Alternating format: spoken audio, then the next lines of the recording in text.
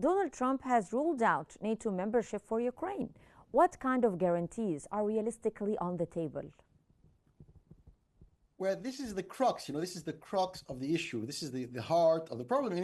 And this is probably, to be honest, the reason why the war started in the first place. And you just told us that what Ukraine will get out of this agreement, if it happens, will not be the reasons why it got into the war with Russia in the first place. So Ukraine will not get what it wants, and what it wants is joining NATO, right? Yes, indeed. The thing is, the world is very bizarre, so I think probably that's the reason why the war started. And I think something changed dramatically in the past 3.5 years. Mm-hmm. Before the start of the Ukraine war, Europe, as a political body, was not very much interested in military issue or even foreign policy. And I think what we've seen in the past 3.5 years is a convergence of NATO and the European Commission. So the EU and NATO now are kind of merging. And it's irony because it's something which Russia did not want. And I think the coming closer, the convergence between the EU and NATO is a product of that war. Now, the thing is, I think the security guarantees Ukraine will get will not be ideal. Why? Because if they are ideal, so if it's exactly what the European Commission and the Ukrainian government, what they want, it means it will be very close to NATO. Mm-hmm. And so if the security guarantees are very close to NATO, the whole point of the war is mute, right? It's as if Russia had lost, 1 million soldiers and civilians, 20% of its GDP for nothing. For what reason? So it will have to be, so for the Russians to agree, mm-hmm. it will have to be below NATO Article 5. It will have to be an average or a mediocre security guarantee if the Russians are to agree. And this is the problem because the Europeans and the Ukrainian government have very high expectations. They think there will be ironclad NATO Article 5 caliber guarantees underwritten massively by the full might of the US military. Now, that is something completely unacceptable, of course, to the Russians. So they will need, in that negotiation period, now, will the negotiations take 2 weeks or 2 months? God only knows, but this is the crux of the issue. Yes. Can both sides make concessions? And I think that's what Trump wants. Yes. I think Trump sincerely wants both the Russians and the Ukrainians to make concessions. And the problem is the Ukrainians are pushed not to make concession. They're pushed by who? They're pushed by the European hardliners. So the French, the Germans, and the European Commission, they are encouraging, they're pressuring, they're telling the Ukrainians, don't make concessions, hold your ground, you have to be tough, don't cede anything. And I think if the Ukrainians, if they are influenced excessively by what the French and the German and Ursula von der Leyen tell them, they will fail. Because the only way for a fruitful negotiation to win is to reach a middle-of-the-road solution. Mm-hmm. The only way to reach a middle-of-the-road solution is for both sides to make concessions. If on both sides, Russian and European, the hardliners win the day, we will never have peace in Ukraine. Yes. Mr. Usna, European leaders pressed for security guarantees, especially France and Britain. Does Ukraine trust these pledges, or do you see them as just symbolic? Now we live in such time when even the Article number 5 in NATO, for NATO countries, is not a 100% guarantee of security. Mm-hmm. And if you ask people from the Baltic countries, which actually in NATO, whether they believe that NATO will help to them, I'm not sure that the response will be yes. Majority, of course, can say yes, but not all. Because really it's such a feeling that no one never tests Article number 5.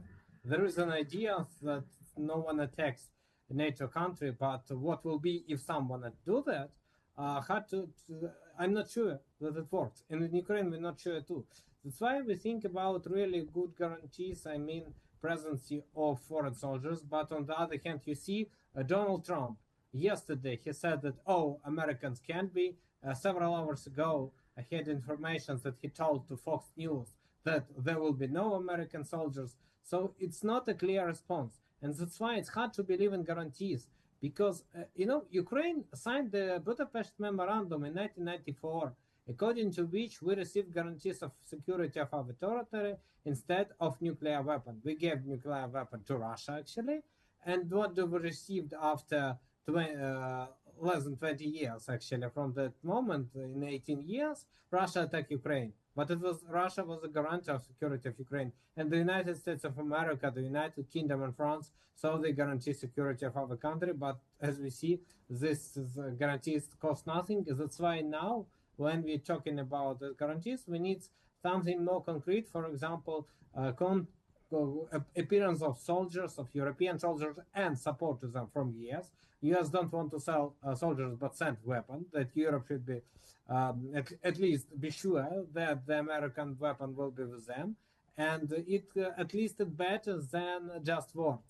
That's why, of course, we will see what will be. But I think that the main problem of current war is that, in time of the Second World War, no one wants to talk with Hitler.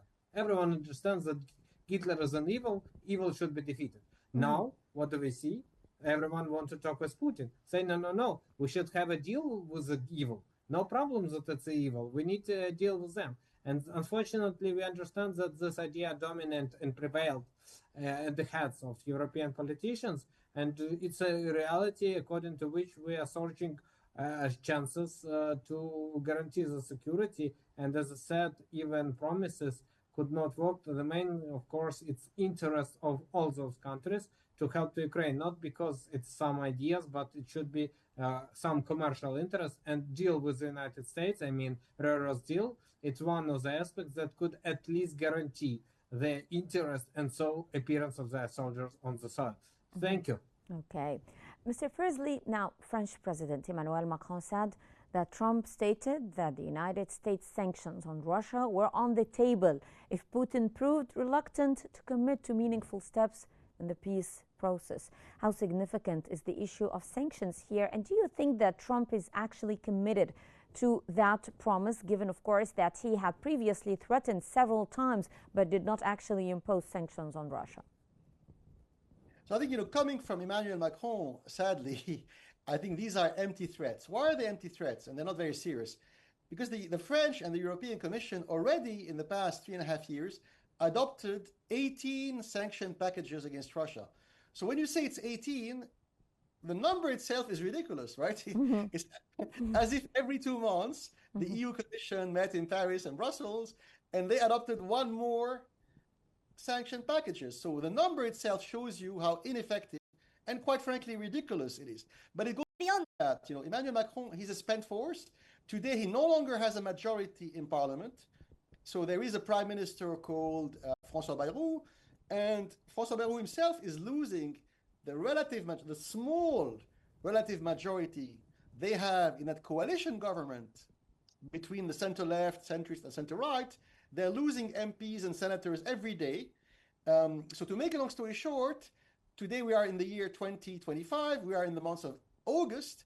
The French government doesn't have a budget. So it's really crazy.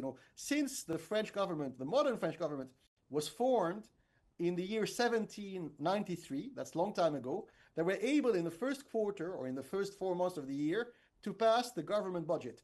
Today we are in the 8 months, and Macron has been unable to pass a budget and have it voted by parliament. So to make a long story short, there's a high likelihood that the French government itself may be forced to resign in 2 or 3 weeks, and Macron will be then forced to dissolve parliament one more time.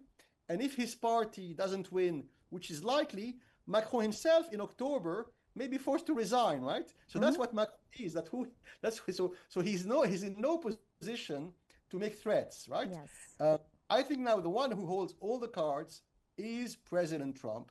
I think Trump sincerely, not out of kindness, so not because, Trump has a good heart or he's a pacifist. No. Trump, couldn't care less about, peace and love, etc. But he's a realist. Trump is a cold-blooded realist, an Nixonian nationalist. And that's why he wants to end the war. Unlike Ursula von der Leyen or the Ukrainian politicians, he doesn't speak about Hitler or Mussolini in a very silly, sentimental, superficial way. Trump looks at the world as it is, in a very cold way. And what does Trump see?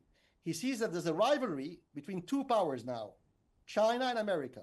And it's a techno-industrial military rivalry for the control of the world, pitting Beijing against Washington.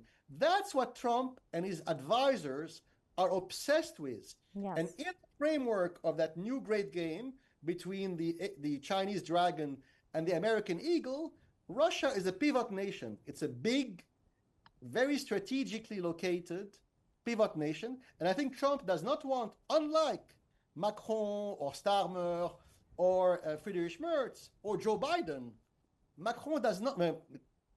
Trump does not want to antagonize Russia because he does not want to send Russia into the arms of China. He knows it would be against the interest of America. And that's the only thing he cares about.